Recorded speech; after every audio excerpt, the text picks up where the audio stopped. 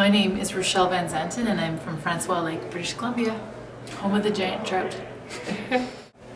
I have been following the Enbridge pipeline and the process since it began, and from the beginning I've had a ache in the bottom of my stomach, just because with my career I've been able to travel the world and see where industry like that has affected people, the animals, the culture, mass, waves of cultural genocide.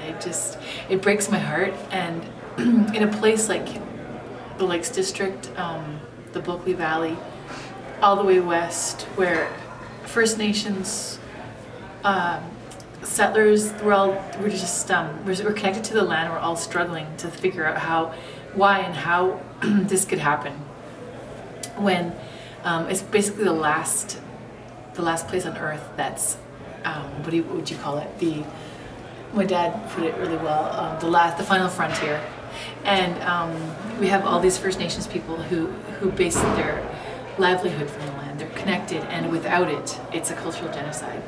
And it just breaks my heart to think this could happen for some shareholders to increase, their points on the stock market, and to feed China oil so that everyone can have a car and drive or do whatever.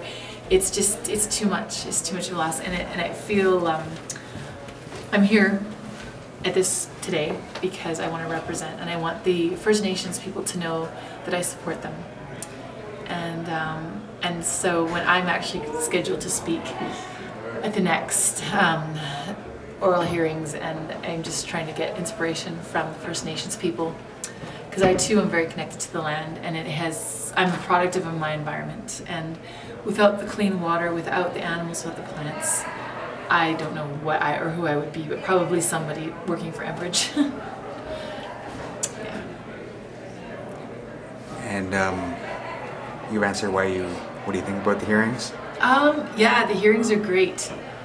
They are long, and it's often I find myself getting sidetracked, but it's good because I'm back. Then I'm learning all these incredible stories from the elders, and I'm just hearing about their grandfathers' stories and their grandmothers and their childhood stories growing up on the land. It's awesome, and I think it's something I always longed for, like this romantic connection to the land. It really is, and so yeah, I'm really glad I came, for sure.